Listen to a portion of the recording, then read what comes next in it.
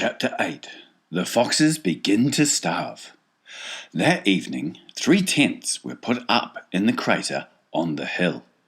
One for Boggis, one for Bunce, and one for Bean. The tents surrounded Mr. Fox's hole, and the 3 farmers sat outside their tents eating their supper.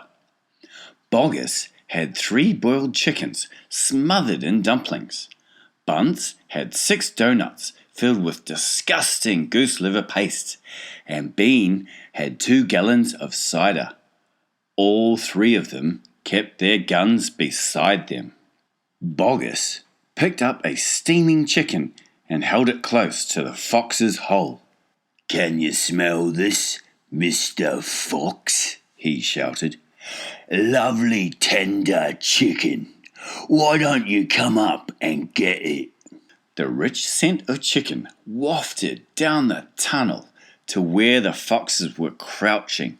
"Oh, Dad," said one of the small foxes. "couldn't we just sneak up and snatch it out of his hand?" "Don't you dare," said Mrs. Fox. "That's just what they want you to do." "But we're so hungry," they cried. "How long will it be till we get something to eat?" Their mother didn't answer them, nor did their father. There was no answer to give. As darkness fell, Bunce and Bean switched on the powerful headlamps of the 2 tractors and shone them onto the hole. "Now," said Bean, "we'll take it in turn to keep watch. 1 watches while 2 sleep, and so on, all through the night." Boggis said, "What if the fox digs a hole right through the hill and comes out on the other side? You didn't think of that one, did you?" "Of course I did," said Bean, pretending he had. "Go on then, tell us the answer," said Boggis. Bean picked something small and black out of his ear and flicked it away. "How many men have you got working on your farm?" he asked. 35, Boggis said. "I've got 36, Bunce said. "And I've got 37, Bean said. "That makes 108 men altogether. We must order them to surround the hill. Each man will have a gun and a flashlight. There will be no escape then for Mr. Fox."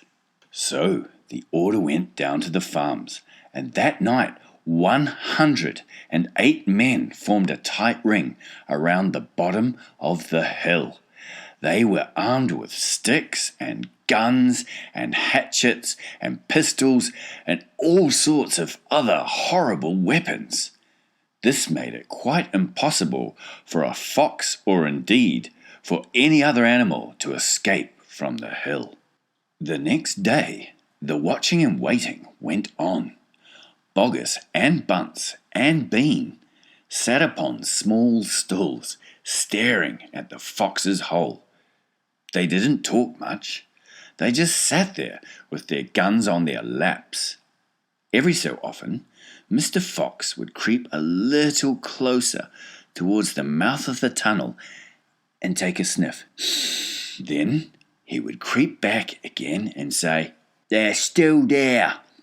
"Are you quite sure?" Mrs. Fox would ask.